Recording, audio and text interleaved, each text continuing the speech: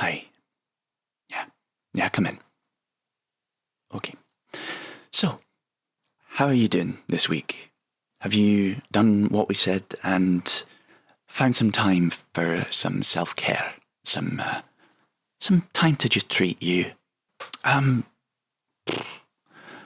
I've been getting back into gaming. I'd stopped a while back for reasons, but I'm trying it again, just to find some time to switch off. Good. And how's that gone for you? Has that helped? Yeah, it can be fun. It can rub me the wrong way sometimes. Okay, well, generally when we say to find these bits of you time, they should be something that reduces the stress rather than adds to it. So what is it about it that causes this extra irritation for you? Well, yeah, it's a bit of a list. I mean, I can go into it if you want. Yeah, sure. Let's break it down. That's probably helpful as well to know what it is. Where's that piano coming from? Oh, things in gaming that make me see red. The rage that awakens when I climb out of bed. From the moment I log in, my mood declines fast, because every new lobby, well, it's worse than the last. Things in gaming that make me angry, like the campers and cheaters and loot that's stingy, the crappy control schemes and pay-to-win hacks, and my teammates who never, ever have my back. Laggy connections and servers that crash, and boss fights with hitboxes made out of trash. The Get Good Brigade who are 12 and obnoxious, and matchmaking that is just frankly preposterous. Things in gaming that make me so cross, like the quick time events that I always just toss, and escorting missions with an AI that's dense, and unskippable cutscenes that make zero sense. Let's not forget the DLCs that cost more than the game. Or a season pass that promises much, but then turns out to be quite lame. The surprise mechanics, it's gambling, you know, and day one patches that never quite go. Endless tutorials that really won't end, and still I'll pick up the controller again. What is happening? Am I being punked? Oh, the toxic voice chat and all of the trolls, and the grind for the new skins devours my soul. Yes, the things that in gaming that wind me up tight, like a forced stealth section or a second stage fight or a cheap jump scare playing late in the night. But despite all the fury, the ranting, the roaring, I'll queue for another because it's cheaper than whoring. That was a lot to unpack. I'm gonna need a minute.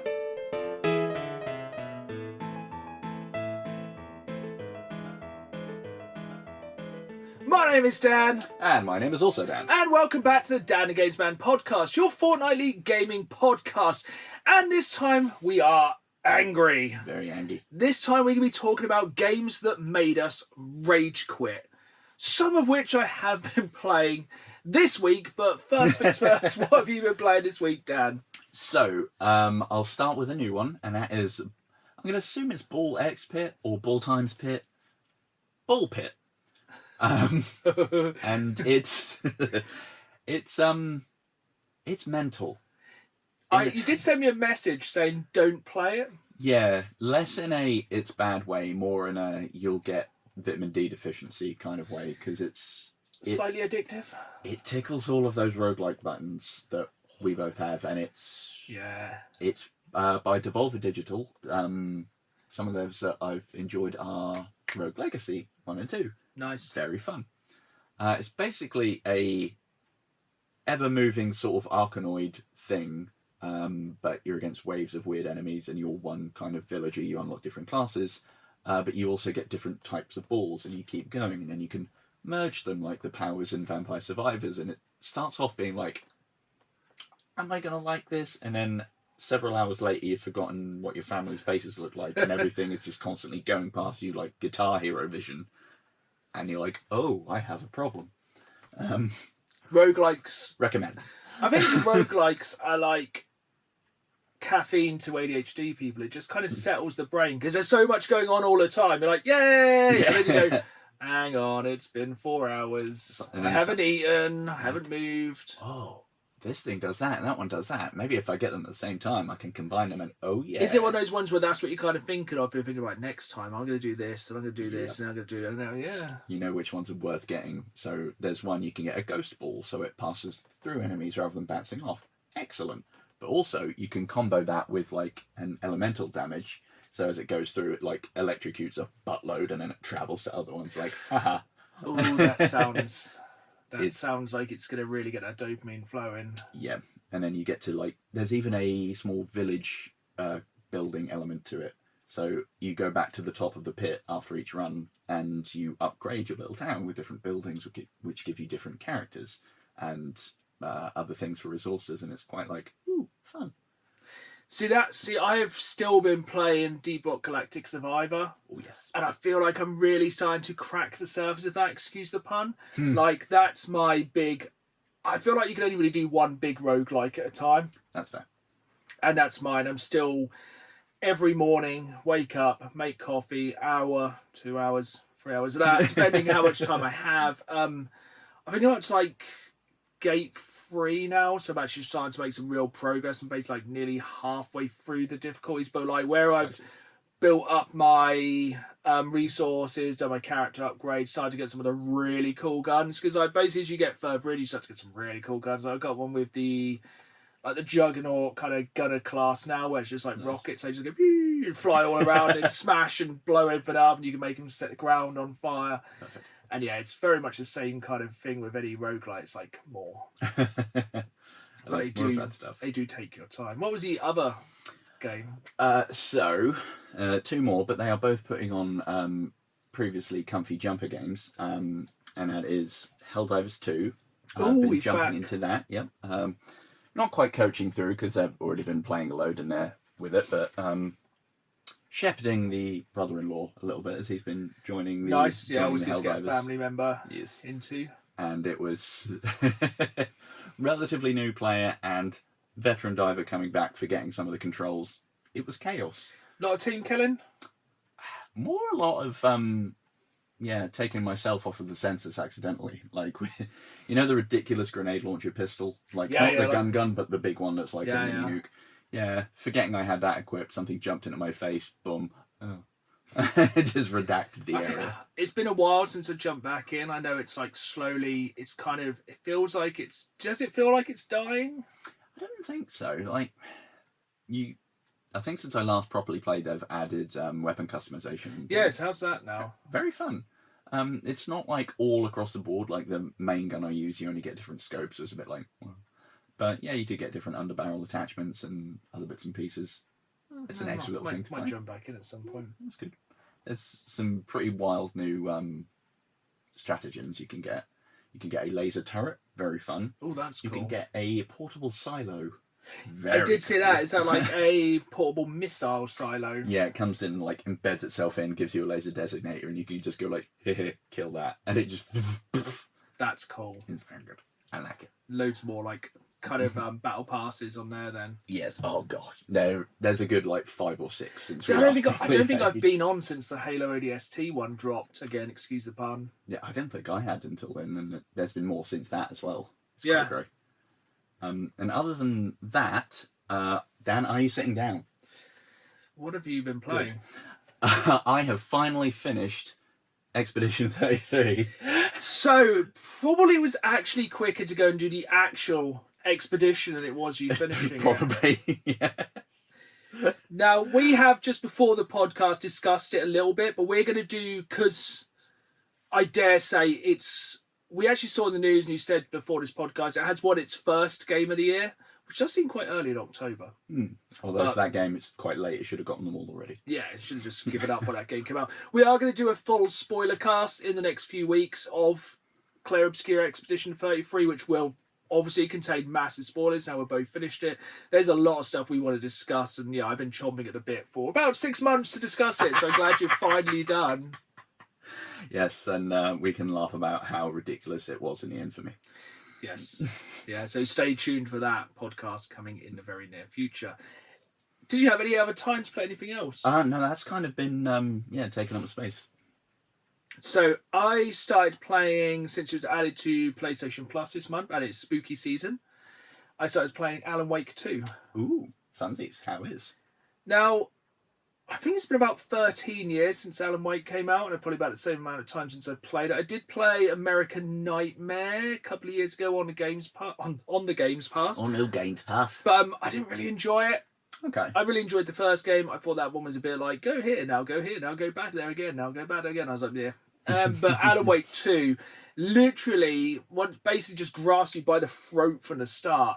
Excellent. And is like straight in, like, slight spoilers for the first 15 minutes of a game, which you probably should check out, yourself included, on PlayStation Plus this month.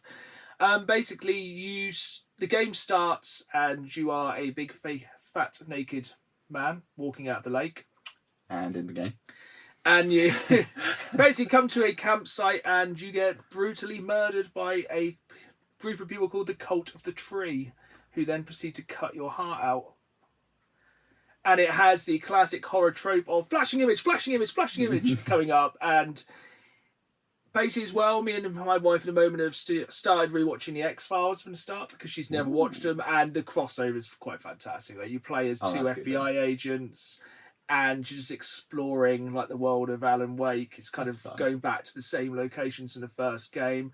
I'm about 2 chapters in. I don't really want to spoil anything that happens. There's some really weird juxtaposition bits and like some literally like really weird juxtaposition and bits in it, like where it goes from in-game graphics to actual actors.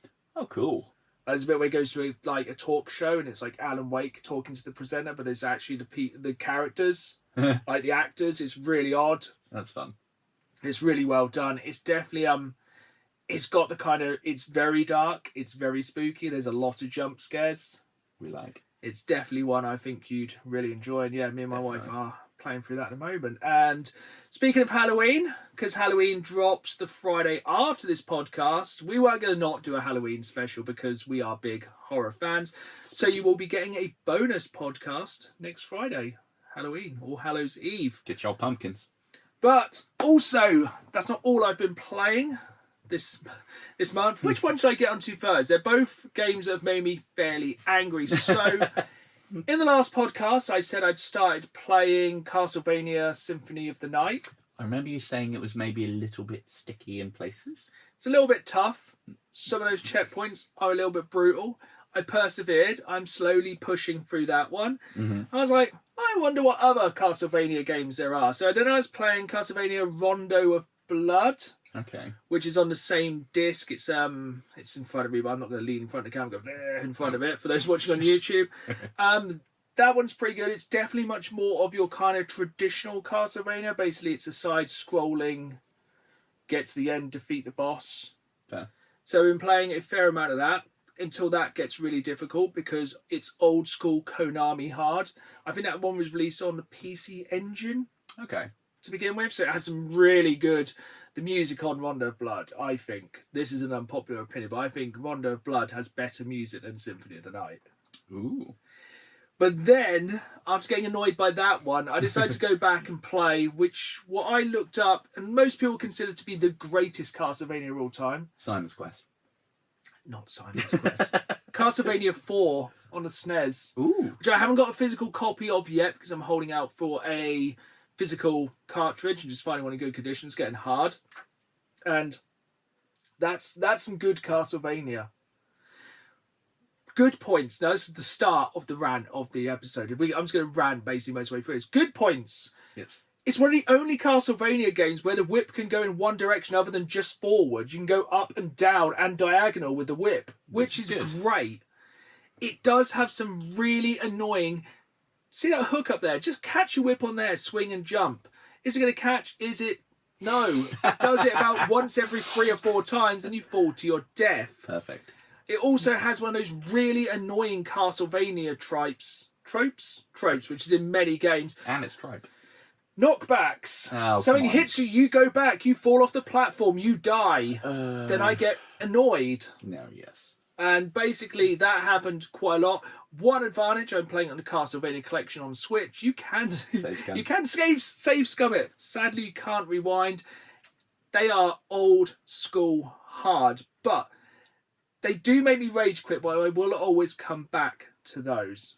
But we are going to talk about some games that make us purely rage quit later on in this episode. But then the final game I've been playing this week, because I decided to upgrade my PlayStation Plus to PlayStation Plus Premium. I think that's the middle one. Yes.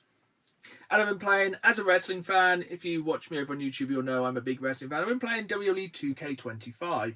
Nice. Which is based... I'm torn with the WWE 2K games. Yeah.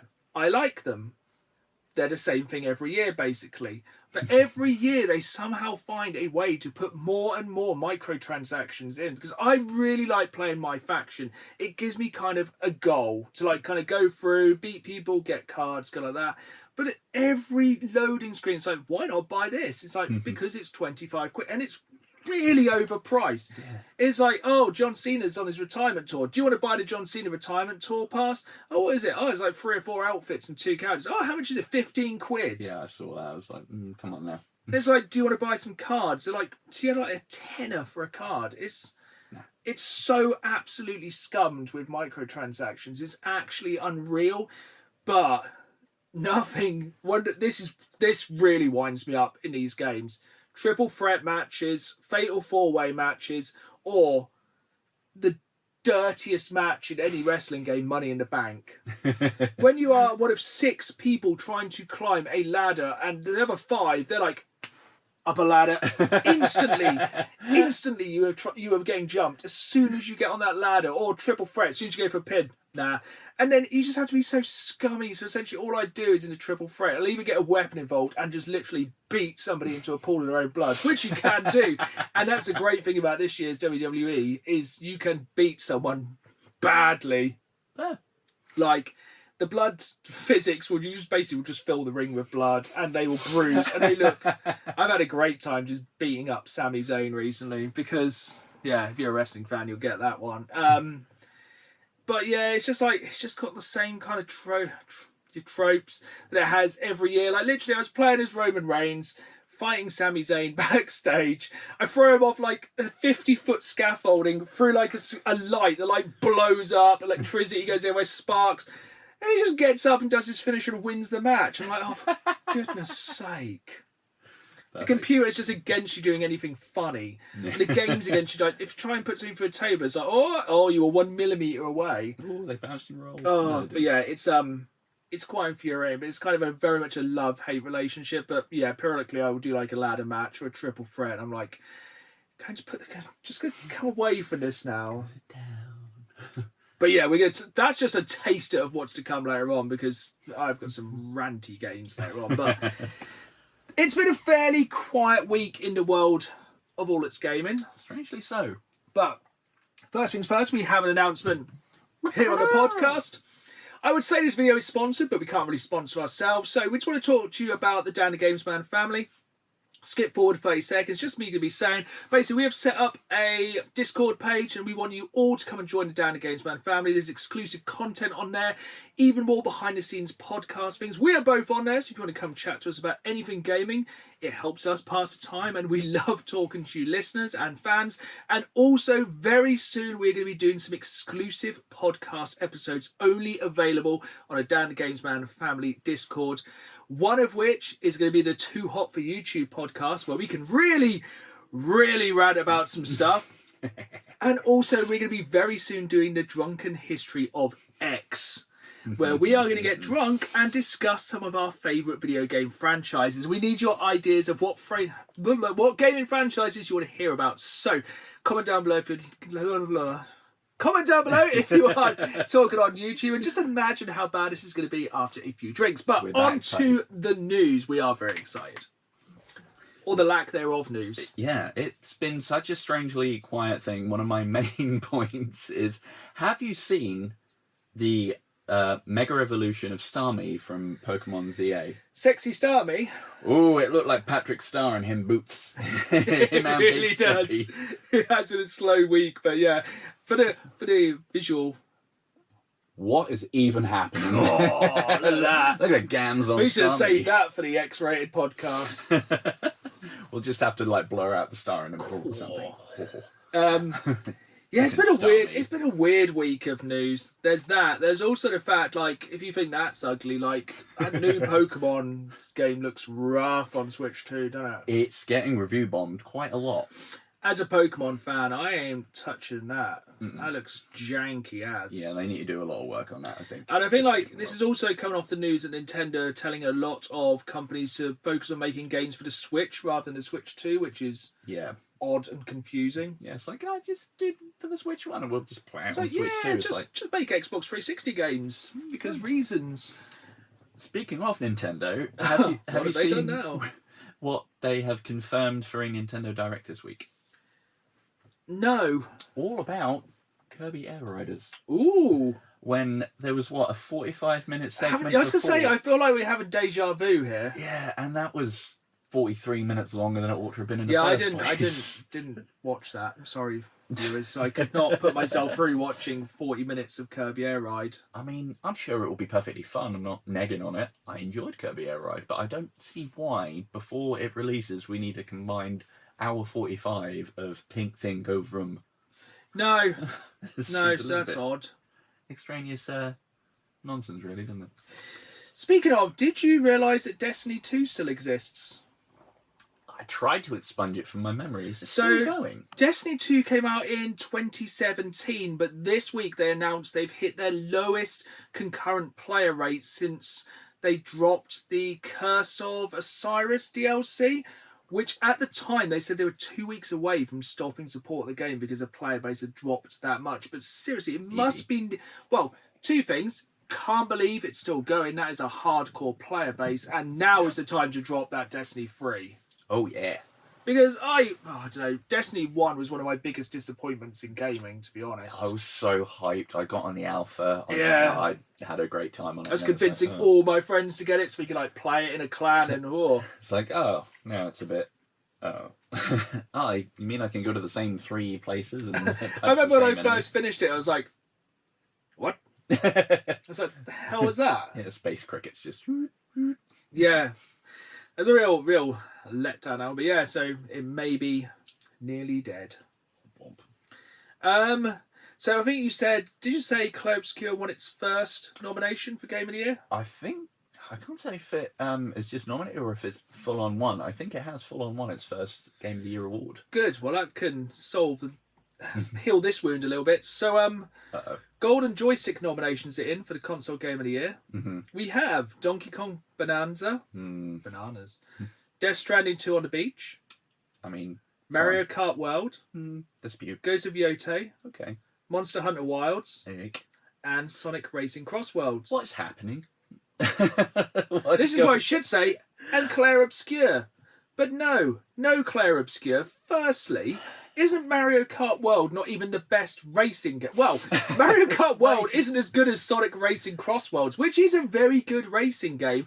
Also, isn't Monster Hunter Wilds like the lowest rated Monster Hunter game for years? I think so. I mean, Mario World isn't even the best Mario driving game. And like Ghost of Yotai came out like 2 weeks ago. Yeah. What in the hell? And Donkey Kong Bonanza, I'm sure, again, is great. But... Yeah. So we'll find out on Halloween who wins that. And the only one I think should kind of like properly be in there, and strangely against my core as a human, is Death Stranding 2. Just because that's one of the very weird it is. It's one of the last games I really want to play this year because I'm not going to go and buy a Switch 2 yet, even though you probably might as well, so only going to get more expensive. But yeah, it's the one game that I haven't played this year, which I can understand could be a contender. Like no Blueprints either. That was banging. Yeah, such a good game. Again, very addictive. Like, but we'll be doing our own Game of the Year on here, and it'll be better. So yeah, take that golden joystick. But here's something I'd never thought I'd say. I'm the closest I've ever been to playing Fortnite. Please elaborate. So, the next season of Fortnite is a Simpsons mini-season, and a leak has come out that the entire map is going to be Springfield. Aye. And we get the Fortnite crew thing as part of Games Pass now Hooray! with the price hike. Oh, yeah. So, like, I'm imagining essentially a mass online Simpsons hit and run. That'd be pretty great. That's what I'm talking about. As long as we can also still have Art the Clown in there. That's what I mean. It's like, you're going to be playing Fortnite in... It's becoming to the point now where what even is Fortnite? You're going to be playing The Simpsons, but wait, Art the Clown's there massacring people. Yeah, just beating Krusty to death with his own head. It's like, I presume they're going to add, like, a bucket load of, like, Simpsons skins. You'd imagine so. If not, that'd be really weird. Yeah. I just hope there's, like... I hope Ralph Wiggum's there. Just trying to think of the weird... Or if you could just be Maggie with a minigun. That would be great. And actually kill Mr. Burns. If Ralph's in there, I want him to have like a throwable that's just a banana. Yeah, but it's going to be... It's going to be weird. And on random Simpsons news, somebody has recently made a Futurama reskin for, I think it's Hit and Run, isn't it? Yes, it It's is. mental. And even Which, the original dev is like... Which looks absolutely sick, which is something that hasn't been said about anything Futurama-based for about a decade. That's very true. Even the Futurama game on the OG Xbox wasn't bad. Yeah, well, good luck getting one now. Yeah, it wasn't good either. Which brings us on to some stories from Reddit. So, we have from my wife this time, because I do not read these beforehand. So, this is just a selection of comments. Gamers, what's the stupidest thing you've done when rage quitting a game? Oh. And you'll find out my answer later on. It may surprise you, so stick around. Somebody, top comment, added the other player on Facebook, then removed them, blocked them, and reported them for fraudulent activity. Top comment under tonight. Top comment under that. This is a type of unhinged behaviour I was hoping to see. I like it. I'm here for it. Oh, this is a good one. Uninstalled the game without realising I've got terrible internet connection. It's going to take me days to get it back installed. Icky. Ick. People beating up the couch. Oh, that's a good one. Ripped off one of my monitors and got it lodged in the wall on the other side of the room. Thankfully, landlord never found out. I'll also never play Rocket League again. Rocket League is what? Okay. People get very serious about that. My brother had some severe FIFA anger issues. If he's not listening. When I was 5, I bit into my DS because I lost at Mario Kart. I was a pretty stupid kid looking back. Somebody else, wait, you bit your DS too? For the DS, that's what delicious. Not me, but my cousin was playing none other than Fortnite some years ago and ended up losing a 1v1 endgame. He got out of his seat and punched the wall. Dude ended up breaking his hand. Nice. Another person hit my desk, got a scar on my hand. Somebody punched the floor, fractured their wrist. Ooh, that's a really good one. We'll save that one for another day. Haven't raged in a long time thanks to getting older and calmer. That does help. I'm sure it would. In my younger days, holes in walls and thrown controllers. Nerf used to make a controller back in the day and I always wanted it so I could throw that around. That'd be quite good. That'd be brilliant, actually. Forget all like the silicon skins, just a padded one for when you have a bit of a they just keep getting better. One time in a fit of frustration, I rage quit a game by slamming a controller down so hard that it bounced off the table and knocked over the glass of water, short-circuiting my entire setup. That's some Final Destination-esque stuff right there. That's significant. Oof. Couple more. Tore the handle off my bedroom door. I was 10. One time in the heat of a rage quit moment, I attempted to flip my keyboard like a pro gamer, only to realise mid-air I forgot it was wired and sent my entire setup to the ground. I was expecting them to say that I forgot I have a laptop. Gonna end with this one because I feel like there's not much better. Burst my friend's cranium open when I threw my joystick at his head when he wouldn't stop juggling me in second. In addition, he's using various announcer phrases from different fighting games in their voice to rub it in. I thought he died as he laid there silent, but after a few seconds he started wailing. It was an accident, but he never juggled again after that. Important lesson. That's a cheap tactic, and we don't condone violence here, but... If anything would. I kind of really wish, like, after completely flooring him, they'd have kept doing the announcer thing. Yeah, that's... I'm going to go once more because we've got another really good one here. I'm here for him. Am I the arsehole for refusing to play co-op games with my best friend because she rage quits too much? Oh, this is a good one. So me and my friends usually play co-op games together, stuff like Overcooked, Stardew Valley, or random multiplayer survival games. The problem is she gets angry so easily. Overcooked very nearly made my list. Have you played Overcooked? I haven't, and I suspect it would be dangerous for It's me. basically like, have you seen a TV show called The Bear? Yep. It's basically like that, the video game. It's basically you try and work in a kitchen with somebody and there's no room and everything's on fire and it's terrible. So cooking in my kitchen.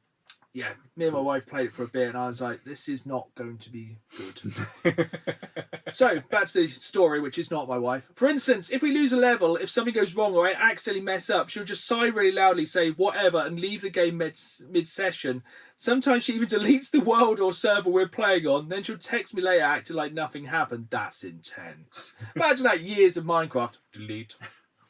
Lately, it's starting to really kill the fun for me. So I told her recently I don't want to play co-op games with her anymore, or at least not that often.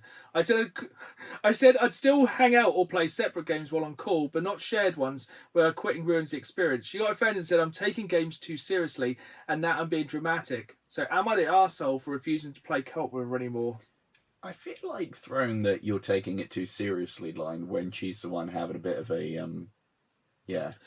Literally the top comment, the irony. Gaming time with a friend should be fun, not a chore. You've come to a point after many frustrating sessions where you've had enough, then you clearly communicate her behaviour and your boundaries. She doesn't have to accept any of them, but also have to keep playing with her and enduring her negativity.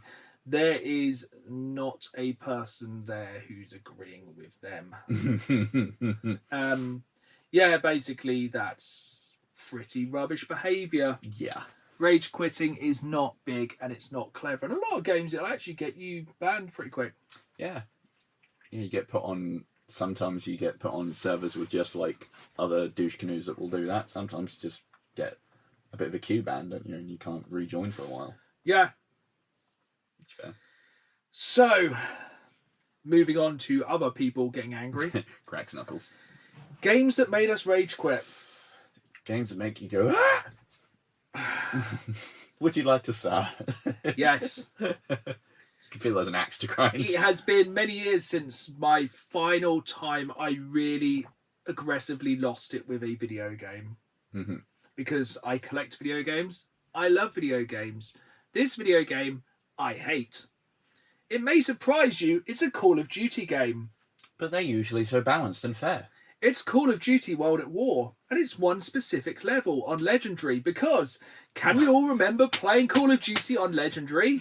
Can we remember grenades coming from absolutely everywhere? Can you remember, right at the end of Call of Duty World at War, a level called Heart of the Reich? Yep. Which had some of the worst level design ever. Essentially, get to a building, take it.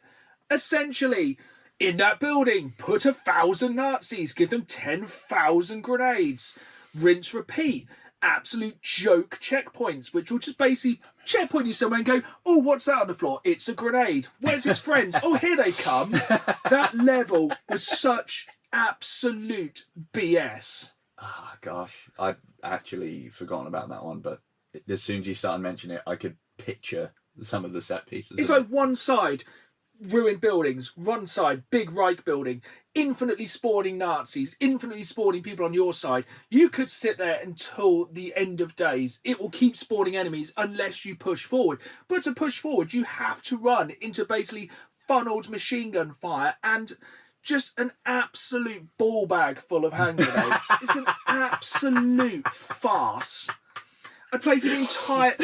This was a point when I was playing every single Call of Duty game on Legendary eventually, and nothing, not even Call of Duty 3. There's, I think, the second level you have to go up a hill, which is just covered in machine gun nests. Yeah. That was pretty BS, but this was the peak. I got so angry. I think I managed to not break the controller because I think I was on my last Xbox 360 controller by this point, because that was the last gen when I broke controllers like no one's business. I literally, calmly, opened the Xbox 360, took the disc out and snapped that mother in half. I was like, do you know what? I am so done with that game. I haven't actually gone back to it since. I literally just snapped the disc, threw it in the bin and went, that's it. And I never really went back to Call of Duty on Legendary or Hardcore, whatever the heck it's called. Yeah. Oh, God, I remember that. Oh, those levels were just so grim. It was just like, it's a real bugbear of me, like forced checkpoints, infinitely spawning enemies. And the thing is, with the harder difficulty in that, I feel like the Call of Duty games have got slightly less BS recently. But back then, on the 360 days, it was just, how many grenades? Yes, please. And the damage was up, and the health regen down. Yeah, it was like, it was insane. This is when you could take like 2 or 3 bullets, and you were just absolutely just out. And yeah, that was the last time I ever properly raged at a game and actually caused physical damage. That's fair. But it deserved it. I can't remember if I played that one on Legendary. I know I platinumed it, so my main horrible memory of that is having to snipe Hitler with a pistol. What a memory. Yeah. But I do remember doing that mission on co-op. Me and my friend Matt's very good, and then 2 people who, if either of them had an idea, they'd be terrified at what the voice in their head was. They were just so... We weren't even on Legendary difficulty. It was probably just normal or baby's first day out, but they were just... The grenades weren't even coming from the enemies. It's like, bounce off wall. Oh, friendly fire. Oh, what's that? Oh, you're down again? Well, maybe I'll... Also, the smug little quotes every time you die. That was what was... That really was like, yeah, have some salt in that wound. That was a real, like, take some of that. Do you know if there's a grenade indicator? Oh, shut up. Oh, yeah, the grenades indicate you're in danger. Well, yeah, but if it's like, if it in every angle, the danger's everywhere. Where do I go? I'll just lay down here. Yeah, that's a fair shout. Like, oh man, that made me think. I can't remember what it was. I want to say it was a Mario game. My friend had like the adapter where you could put the Game Boy games into the SNES? Yeah. And we were playing a Mario game, and it was getting on his nerves so much, he just took the cartridge out, opened the window, and just belted it out of his garden. Right down the far end. It's like, bye, friend. It was quite insane. I just have an image of him like slowly walking out there later and just finding it. It was out there for about a week in the rain, and it was fine. We picked it back up. It's like, oh, is it working? Oh, sadly, yes. I'm trying to think now what the last one I did, like, proper physical damage to something was. And I think I may have told this story before on the pod. But it was when I had a controller that was fine, but was getting a little bit of stick drift. And I was playing Dark Souls 1 because, of course, it's on this list somewhere. I do know a story, and this is a good one. And I was sat on the couch, and I was not even fighting a boss. It was just a big, annoying enemy at the start of Anor Londo. This big, like, I think it was one of the sort of lion-looking son of a guns. And it was just attacking. I baited it, went round. I was like, gonna go for the backstab. And then the stick went, what if I go over there? I was like, no! Whiff the attack completely, get stuck in the animation, and the lion's like, I got you, boo. It just beats the ever-living tar out of me. And I'm like, how about I punch this controller so very hard, which would have been fine if it was on a hard surface, because it probably would have skittered away. But it was on the corner of the couch, so it then just sank in, cracked the controller, and cut my knuckles. What controller was it? Just one of the OG PS3 ones. Oh, God, I'm surprised that even survived. Yeah, yeah. I think you could sneeze at a PS3 controller and it would break. Did you ever have one survive long enough to have the sticks melt? That was weird. Yeah, they kind of just go... I think it's something to do with the grease in your hands. They just kind of die gooey very quickly. It's like, oh, I'll just go and play for a bit. Oh, my analog sticks are covered in slugs. That's fun for me. So, I think one of mine, which I reckon is going to be a lot of people agree with this, and you could take basically any of these games from the early PS1 games for this franchise. That's Tomb Raider. Oh, God. It's like... People today probably play something like Uncharted and go, wow, the controls in this are so tight. You know, I can jump and just grab something. It does exactly what I say. Or like how Assassin's Creed kind of changed that kind of free climbing and made everything kind of feel natural. In Tomb Raider, the original Tomb Raider 1, 2 and 3 on the PS1, those controls were so aggressively difficult. Yep. It's like, I want to jump up there. Yeah.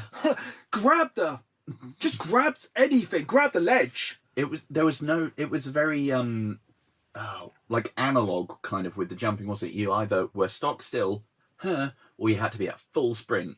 Anything in between, if you were just trying to do a little jump, it'd be like, nah, absolutely not. It's like now, it's like, okay, well, they're obviously trying to grab that thing at like 3 o'clock above them. And that, it's like, no. Okay, let me take one side step. So it's like, yes, that's it. Or like, if you're not perfectly facing it, and woe betide, you have to do one of the sideways or backwards jumps, and then the camera goes, what's that over there?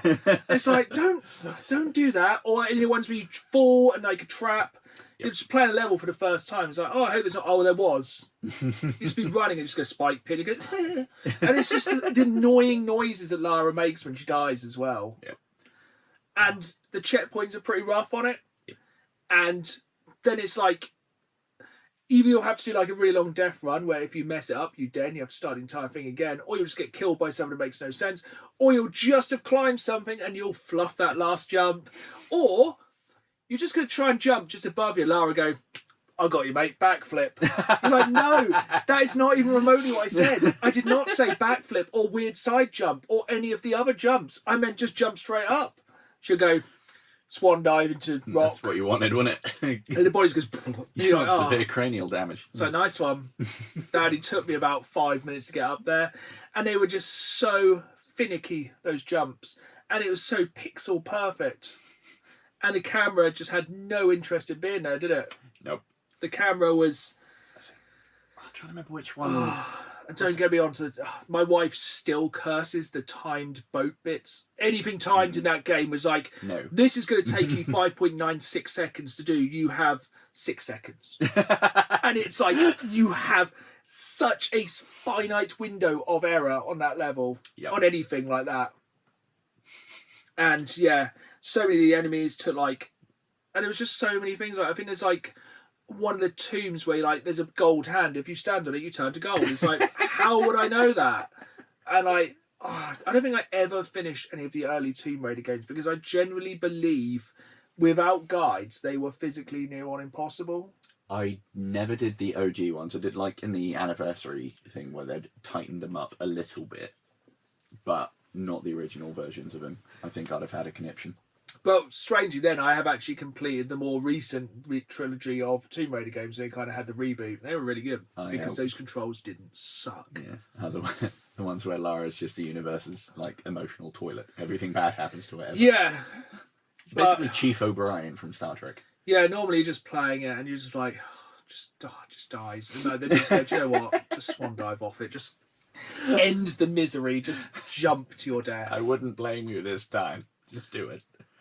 But yeah, it's people today do not recognise the pain of those early Tomb Raiders were. They were absolutely horrific. But yeah, back to you so I can chill. As an aside that just I was reminded of in there with like the wrong not even the wrong input, correct input, but the game going, why not something else? Dark Souls 1 again. Sometimes weapons would have these really specific extra little things to do. So usually on one, if you wanted to do just a little push attack, just to try and knock something off a ledge, you'd have to awkwardly just tap forward and the light attack button, and you'd maybe push them or bonk them or stag them or whatever. That was kind of hit and miss when it would work. But there were some weapons that did completely different things, but only a few. One of them was a legendary sword you could get. Really good sword, fire sword, boss weapon thing.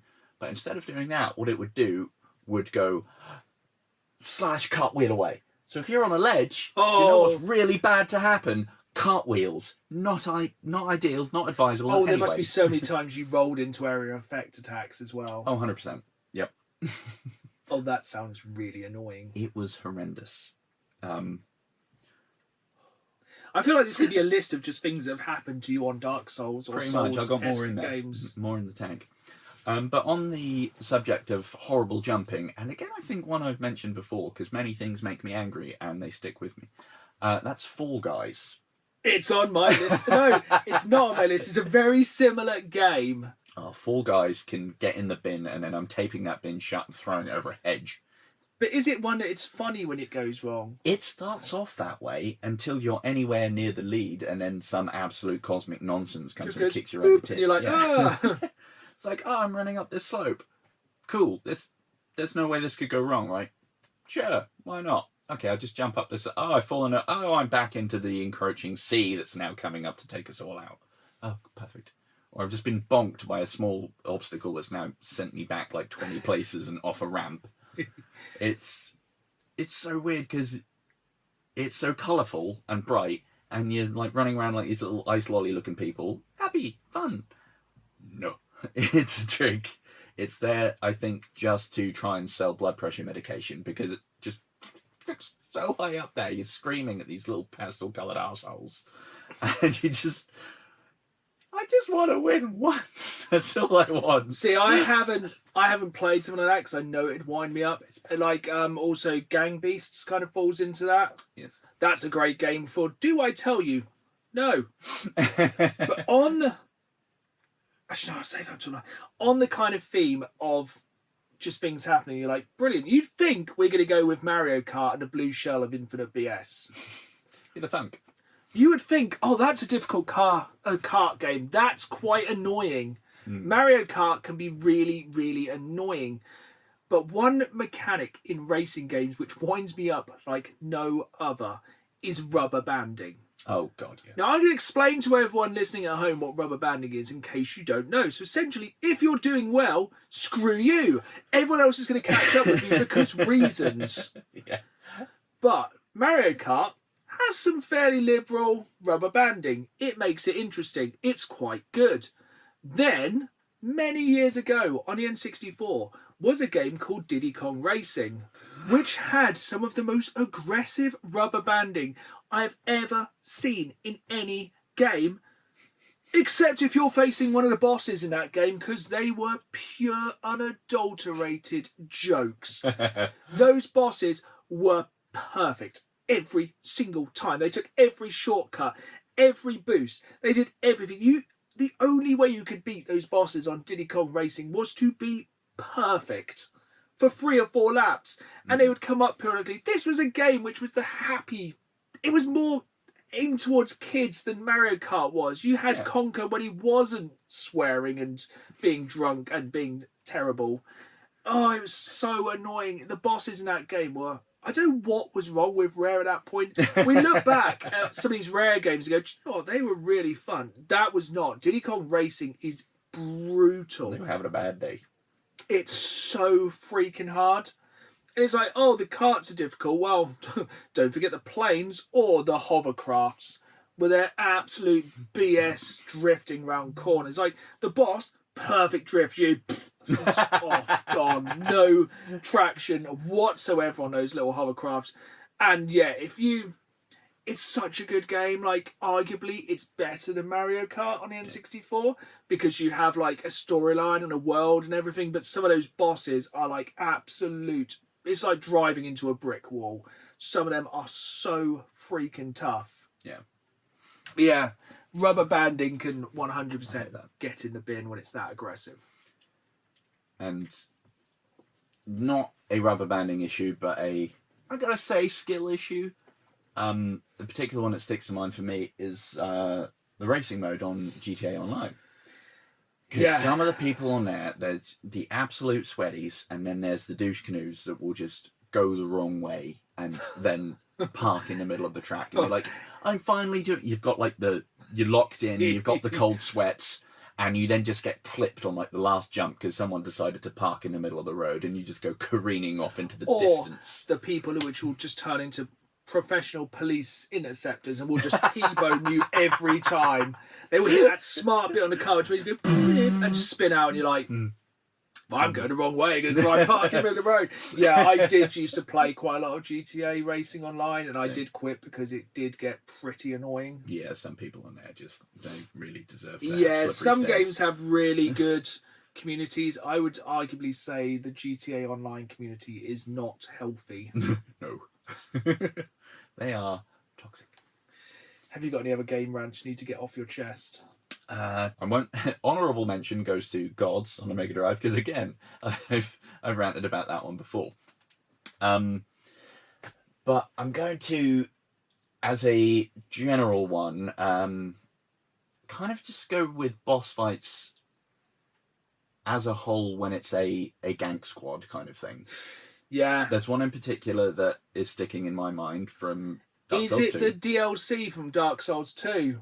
Yeah, that's a surprise. See, I don't play Souls-esque, but even I know about the legend of this. Yeah, I think it's from the Sunken King DLC, I think so.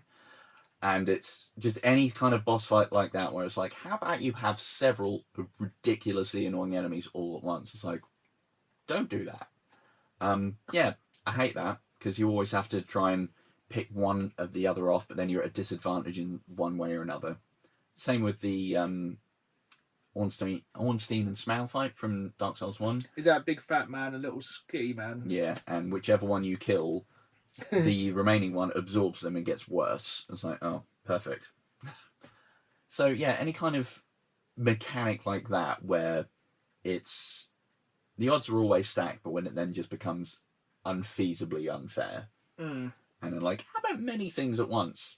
No, don't do that. Because that one... that was when I was still doing playthrough videos. And rather than having an episode, that one was just a standalone. Here's an hour of me actually making my throat hoarse from the shouting. Like, I had to go outside and go for... I don't like going outside. I went outside for a walk because it was where I was away from things I could break. It was very unpleasant as an experience. 0 out of 10 would not recommend. Speaking of mechanics that can get in the bin, permadeath. Yes. In one game particular where I was really enjoying this game. I like my turn-based strategy games, especially when you can really build a team and really work on them. So then XCOM 2 comes on and goes, about your team. You're really happy? Well, like, I am. Yeah, they're really cool. I've got a really nice team. It's really balanced. They're working well together. How about if we killed them all off? Well, you could do, but that would probably ruin my enjoyment of the game. Well, we're going to do that anyway. Oh, it's just... one fairly early couple of hours into XCOM 2, I think on a 360, it throws some new alien enemy at you. You have no way to fight them. You don't understand what to do. They will just come in and absolutely clobber your team, and they're all dead. Perfect. You cannot scum save it, as far as I know.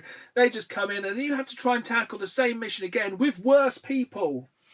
You spent all this time building up your perfect team, make them good, you do all the upgrades, you spend all your currency on them, and then they're gone. It's like, great, so now I've got to try and do the same mission with worse people, and it's going to be harder.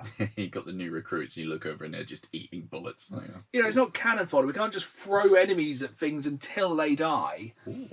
Permadeath can be pretty BS. I think in some games it's kind of fair and like if it makes sense, but something like that where basically it's going to be harder because of it. Yeah, if you don't have a chance to at least be on a level playing field when you go back into it, or at least round about where you were, it's like, well, okay, the A squad didn't manage to do it, so now I've got the people that were licking their shoes. It's not going to go well. So a couple more.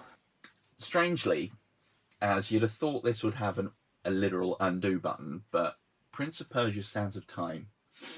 That one, I remember being like, oh, this is really cool at first, I love this. And then some of the platforming bits in there, and especially as some of the enemies, all the enemies, you had to do the specific thing of like, stab, take your sand. But if you didn't, they'd just keep getting back up. And sometimes you'd be mobbed to a point where you couldn't get over and finish any of them.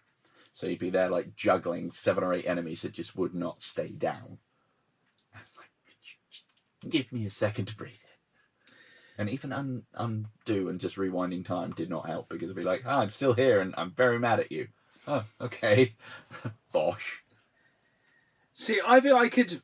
This is my penultimate one. I think we could put this into one very large collective thing of online gaming can be quite annoying. Yes. There is some toxic communities, like we said, about the racing community on GTA can be pretty grim. Some of the servers on Call of Duty can be pretty grim. But without a shadow of a doubt, the worst online gaming community will always be beat-up games. Yep. for the sweatiest, cheesiest, jankiest, glitchiest people I've ever played against, and the worst. One of the worst experiences I've ever had in gaming in general over nearly 40 years is the WWE online servers. They are pure, absolute hate. Oof. Because you will go, let's create a wrestler. I'm going to make a cool wrestler who's going to have some balanced moveset. No, he's not. This person is going to be 700 pounds, 8 foot tall, have every move which is irreversible, and they are going to spam you with those moves. They are going to sweet your music, rock bomb, sweet your music, rock bomb, DX chop you after they've done it to really add insult to injury, or they'll just put the stink face or something douchey in, and it'll be called like douchey McCanoe, and they'll just be like, oh, it's awful. They are the worst people. And then they will normally, this is how long it's been since I played one of these games online. We are nearing the 20th anniversary of me not playing a WWE game online because I got so annoyed with 2007. Oof. Because I just went online and they just spam the same crappy move over and over again. They will just do an eye poke or a low blow repeatedly until they get a finisher, and then they will just hit the cheesiest, cheapest, non-reversible finisher of all time. And this is still going on with WWE 2K25. There is people on there who will just make the same movesets of the same free cutters and Cody punches you cannot reverse. How is that fun? It's an awful online mode. Yeah. Thankfully, I've not dealt with that, but there is, yeah, like you say, online gaming, regardless of what genre, there's always going to be a subsection of it where people just mess with the meta and find the most annoying game-breaking nonsense. Combos in fighting and games. It can't be fun. Mortal Kombat, when you get that infinite combo you can't get out of. You just juggled against the side of the screen, you're like, get a life. Yeah. And can you remember the Commando Pro loadout in Modern Warfare 2? Yeah. Just anything like that where it's like, okay, you can't be having fun right now. You're just using really boring things that everyone's doing and making it a pain in the ass for everybody else. Yes, absolute jokes. Which brings us on to the final game on my list. And you said about Fall Guys earlier. Yes. A couple of years ago, I decided to play a game called Human Fall Flat. Oh dear. And you know what? I started to realise very quickly, this is a relatively annoying game. And I realised, you know what? This could be a real test of how patient I can be. So if you haven't played Human Fall Flat, it's essentially, you have to cross a level. The triggers are both of your hands, and then you use them to pull yourself. But you are like a little plasticine guy. Little plastic guy who has the physics of a bag of water. And it wobbles around, it falls. It has a lot of, if you fall, you start again. But you basically just, if you fall off an infinite drop, you'll just fall back to where you started. It is literally a test of patience. And you know what? I persevered. I was like, I am going to finish this game. Mm-hmm. I'm going to I had many times, I walked away, put the controller down, went, not today, Satan. We'll come back to you another day. And you know what? In the end, I actually got to the end of the game. Okay. And I felt a lot better for it. And I think that's where I matured as a gamer. And since then, I still haven't broke any controllers, anything like that. Then I realised there was a DLC for that game. And I was like, do you know what? I think I've proven to myself that I'm quite patient. I'm going to just not test end it. on a high and go from there. An honourable mention to literally any game made by Bossa Studios. You know what you did. I Am Bread Surgeon Simulators. Sounds like, no, you stop it. Put And that down. also for the older gamers out there, anyone who ever looks at the other person's screen in a multiplayer game. Mm-hmm. In the bin. Absolute. God, it's giving me hiccups just thinking about it. So many nights of old school Halo with 2 CRTs. And also putting that piece of cardboard in between. Oh yeah, the Old blanket school. fought halfway through. Yeah. Cool. If you know, you know. And also, don't forget to take your medicine. Get that back. But right, we are increasingly coming to the end of this episode. We've got a couple of questions from you lovely listeners. First one comes from Forever Arcade. And they ask, if you could bring back any game for the dead for a remaster or new game, what would you choose? They would love a new 2D Golden Axe game made by the original people. And they also love the podcast, which is good to see. So what game would you like to see remaster, new game, brought back from the dead? I mean, Golden Axe, that's a good shout. That is a good shout. I think the last Golden Axe game we had was on the 360 and PS3, which was Beast Rider. Oh, God. Which I haven't played yet. It's one of those games I kind of picked up when Xbox 360 prices started going silly. That's like the grit. That was like the whole 360 thing of, let's make a gritty remake. This game is now brutal and 18. It's like, ooh, is it God of War? Ooh, what would be good to come back? I want a decent Micro Machines game. Yes, that is kind of one that would make a lot of sense now, especially with like multiplayer online. 100%. It seems like a no-brainer because I think the last Micro Machines game was like PS4, Xbox One era, and I didn't play it. No, the last good style of game like that I played, and wasn't even a Micro Machines game, and that was Juiced. Yeah. That was a bop. Love that. That's a good game. But I've not played a decent Micro Machine since a Mega Drive, and I would love for them to not mess around, no microtransactions, no nonsense, just simple, silly little tracks around people's houses. Yeah, just bring back pool tables, boats in the bath. Yes. Good stuff. If you're there, you're there. Again, take it back, medicine. Yeah, because you will have forgotten. Because you're old. I would say, carrying on for today's theme, can we have a new Castlevania, please? Seriously, Konami seemingly is back. Yeah. Konami releasing good stuff again all of a sudden. A new 2D side-scrolling or like kind of Metroidvania, Castlevania would be really good. I'd love that. No like weird Castlevania, God of War, whatever that was called. Oh, yeah. Was that Lords of Shadow? Yeah, something like that.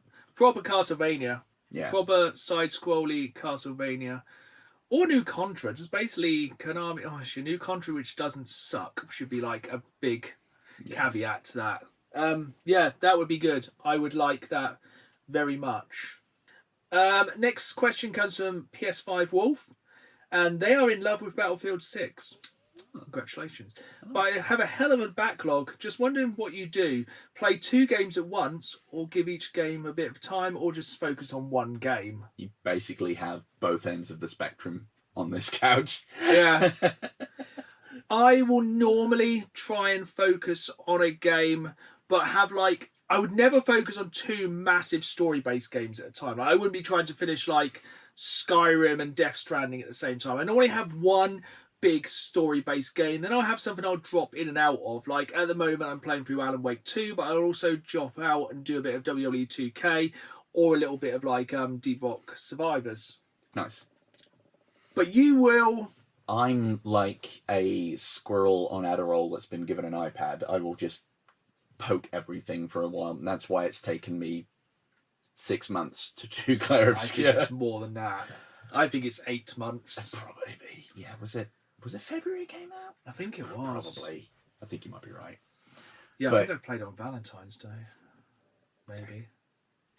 But yeah, we digress. Yeah, I like to jump between a couple of games. Like, I would normally have a couple of old school games on the go as well.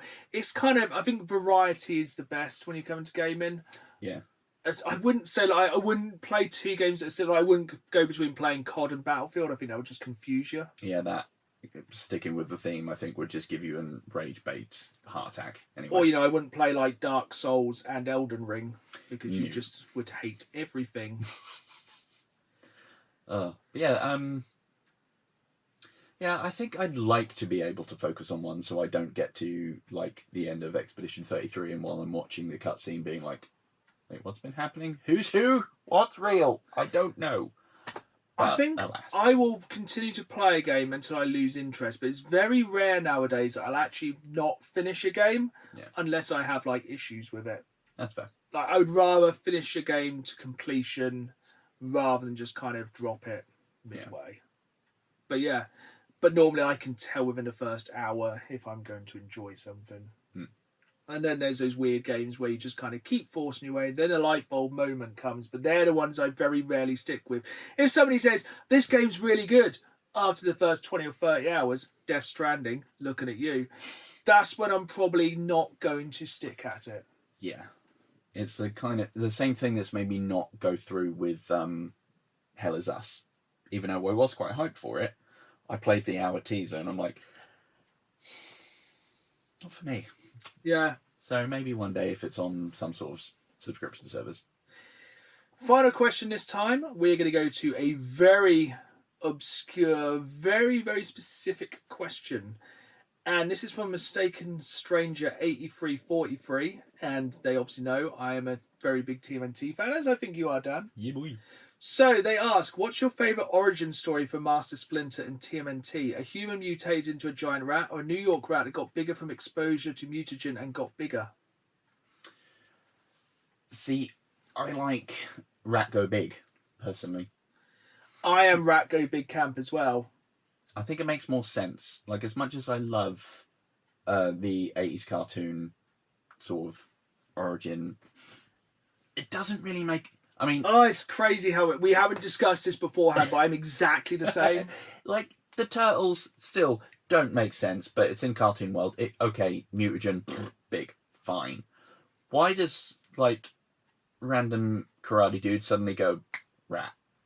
But then again, why do Bebop and Rocksteady suddenly go Warthog and Rhino?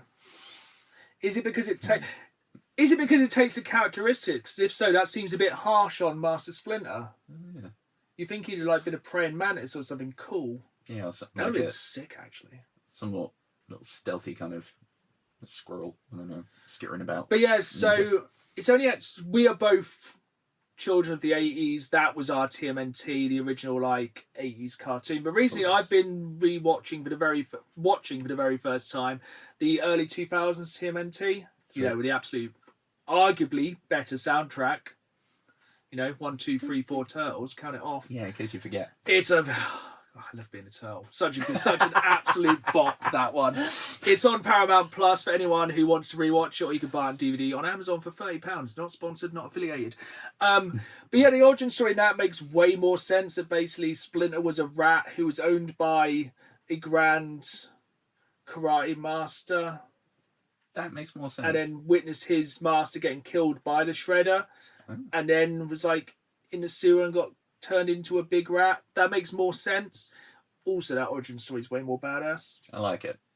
Yeah, I think it's pretty cool. But yeah, that's my answer. I'm sure there's many others, and yeah, I like the new TMNT. Mm-hmm. Mutant Mayhem TMNT. Very fun. I want them to hurry up and come out with the second one. It's coming out actually just before Christmas. It's Yay! Is it Chrome Alone Lost in New Jersey? Brilliant. I just hope John Cena's back and also more Jackie Chan as Splinter, because it works perfectly. But we are coming to the end of today's podcast, as it's literally getting pretty dark. I don't know why it's so dark. Hopefully the lighting's not been too bad in this. If not, apologies. But it sets up nicely for our podcast, which will be dropping a week after this, which will be the spooky Halloween special, where hopefully it will be dark. Dark. Spookiness. And probably dark in content as well. But don't forget, we will be dropping those X-rated exclusive podcasts over on Patreon very soon. You can get a free 14-day trial, which will be in the description here. And we'd love you to come and join the Down Games Man family. I hope you've enjoyed this episode. If you're watching on YouTube, please hit that like button. Please subscribe. And for now, it's goodbye from me. And it's goodbye from me. And as always, keep playing the game. See you soon.